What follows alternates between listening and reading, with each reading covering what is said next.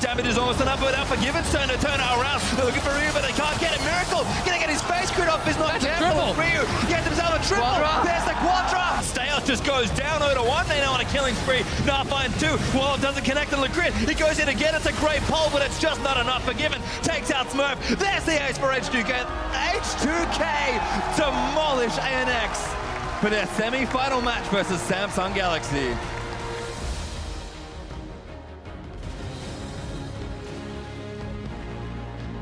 Hello, ladies and gentlemen, and welcome to another edition of Worlds Tonight. I'm Eva Schock de Poortere, joined here by Martin de Fischo Lunge and Sam Kobe Hartman Kensler. As we're going to wrap up the quarterfinals, it is also our very last show from Chicago. Sadly, it's been a great run. Yeah, it's been a great run. Today we saw H2K versus Albus Nox Luna not delivering 5 games. It was a rather comfortable 3-0, I should say, for H2K. We're going to take a look at that. And they didn't seem to have all that much trouble with the Albus Nox team. No, I mean, I kind of felt like if H2K maybe lost the first game, things could have gone downhill. But when this happened already, like, what, 3-4 minutes into the game, they got a double kill top on Jace. It was kind of just snowballed from there, and I think H2K felt really good in every single game they played. Yeah, this is definitely going to be good for their confidence moving forward, but facing Samsung is going to be a completely different animal. So I'm very curious because a couple of the games, you know, later on in the game, they started to get a little lax with their play and skip steps, as they were saying, on the desk. And I'm curious to see if that does continue or if that's just, you know, a factor because they were so far ahead. Yeah, it does raise up maybe some question marks because in the first week of group stage we thought, ooh, sometimes they don't seem to know what to do. Late game, do you think they have improved on that front, Fischo? I think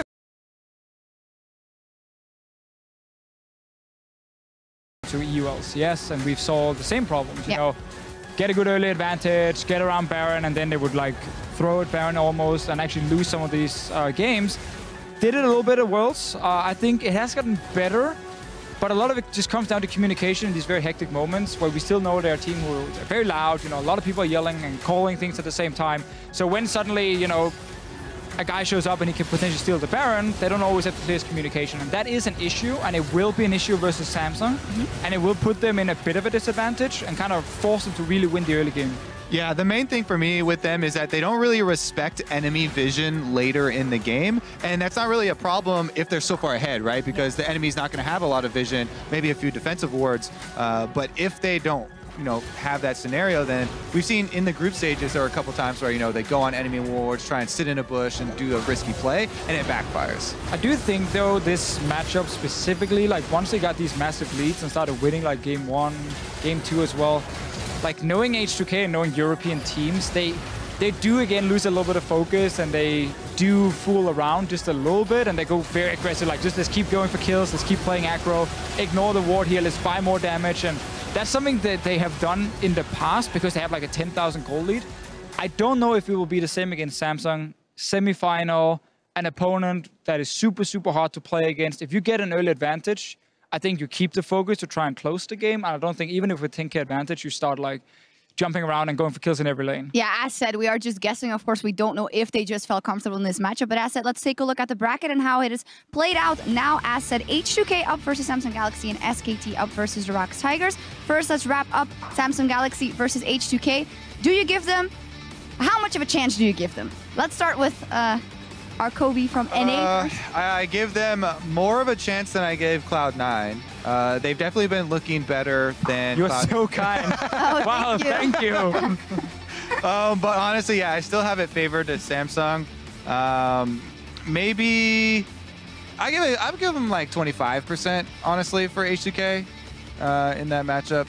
Yeah, that's my first ballpark number. I was gonna go like 70-30 in favor of Samsung as well. I think Samsung can match H2K in the early game, like just individual players. And then I think Samsung just late game is just much better, you know, both calling and team fighting. So it's one of these games where if H2K can actually really dominate the early game, if they have good picks, good counter picks, and if some of the players, like let's say Odo Amna actually shows up and beats QV up in the top lane, that gives a big advantage to H2K. But I need to see that happen before I actually want to like believe it.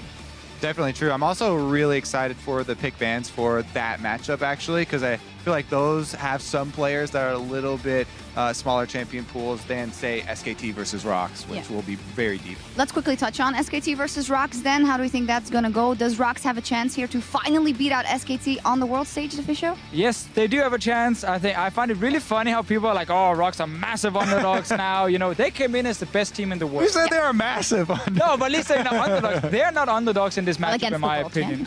They are against the world champions, and SKT did look very good in their quarterfinal, but so did Rox in their quarterfinal as well. I think this is actually a very even matchup that comes down to like the preparation coming into it, and then like can Peanut show up when it really, really matters? Because last time he played against Blank in an important best of 5 of a spring final, and Blank actually out-jungled him. Peanut needs to be like a boss, and then they win. And then my question on the other side for SKT is going to be, you know, is Duke going to have a couple of games where, you know, he gets completely solo killed up in the top lane? His teleports still seemed a bit off in some of the games. He did recover very quickly as they moved further on in the series, but against the Tigers, can you afford to drop a game like that purely off of, you know, one lane? Yeah, well, all our questions will be answered next week, and we are going to talk a little bit more about those semifinals in just a minute. But if you are watching Incline, check out youtube.com/LOL Esports for the full version of Worlds Tonight. All right, and now we have all the time in the world, or at least some of it, to talk about. They're packing up already. They are packing up. I don't know about all the 5 minutes, let's go. Okay, they are packing up because we are heading to Madison Square Garden, where we'll see a bunch of, or 4 amazing teams crossing swords. I do want to have one last honorable mention for Albus Nox Luna, obviously, because I feel like it's kind of a false note for them that it was a 3-0 here, but they've shown amazing things, so I think they deserve a shout out. Definitely one of the more exciting teams to follow here this year at Worlds, and they've gained a ton of fans as well, as you could hear in the audience. Yeah, definitely. But H2K, they had to do it, and they did in a quick 3-0. Defisho, you mentioned as well, if Odoamne goes off in that semifinal versus Samsung, that could be a possibility for an in. What other possibilities do you see? Jankos in the early game, for instance? Yeah, again, I think every single player on H2K is actually performing above expectations on an individual level. I think Rio has had his best tournament in years. Like, we have to go all the way back to like Season 3 to find a Rio playing like this.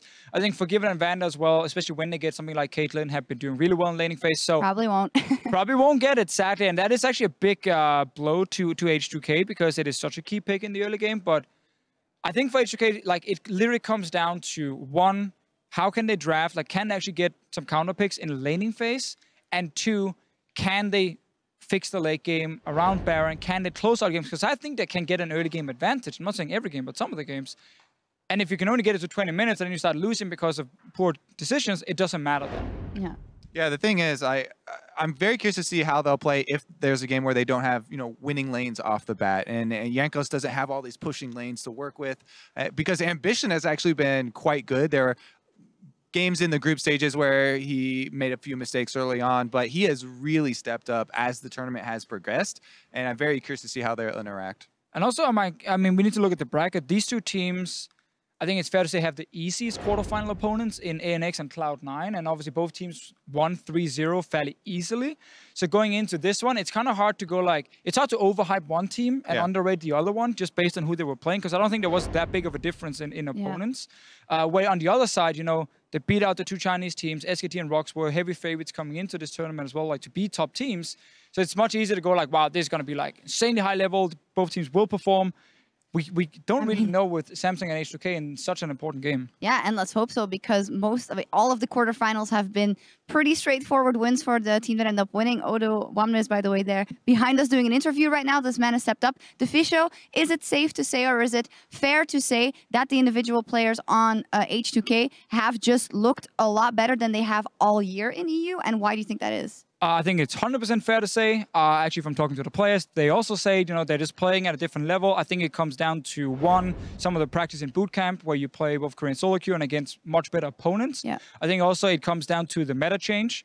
This is much more about, you know, the standard laning phase. It's about having like these very strong laning picks, which obviously favors a guy like Forgiven, favors a guy like Jankos, who loves to play early game. So I think just the meta fits H2K, and the practice they've gotten for the last many weeks is really important. And the team kind of clicks a bit more than they've done in the past. Yeah.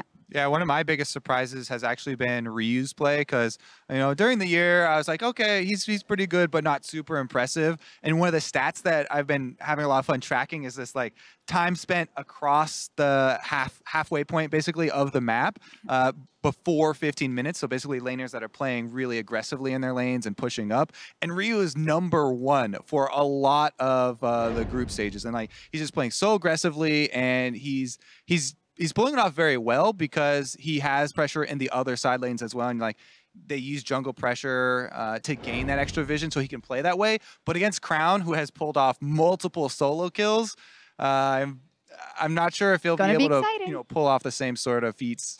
Yeah, that's actually a super good point because every team HK has played has had a weak link somewhere in laning phase. Like when they play against EDG, it was in the top lane. When they play against ANX, it was again in the top lane where it was like Odoamne had a big advantage.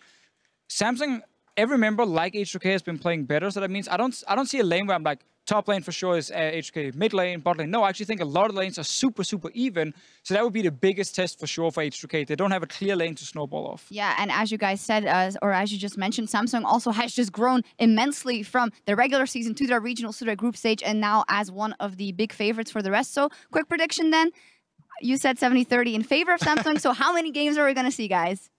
I'm going to say 3-2 to Samsung. Yeah, 5 games. 5 games. Yeah, 5 games. We get our first 5 games, silver scrapes and everything. Samsung will get in the end. I'm gonna have to say 3-1. I really want to hater again, always. But I think that Samsung will take it 3-1. The biggest one to me is just I feel so much more confident with Samsung's late game. Even though H2K have looked much better, they've been smashing so hard that it hasn't quite, answered that question for me if they can. But I will be pleasantly surprised if they do patch it up around the Baron. The one that was stolen today, I was like, okay, not quite sold. It's always a Syndra too. We'll see Saturday. That is when H2K and Samsung are playing. On Friday though, SKT going up against the ROX Tigers. As you said, now it is definitely even and not an underdog story for the ROX Tigers. So quick prediction and explanation. ROX Tigers will win.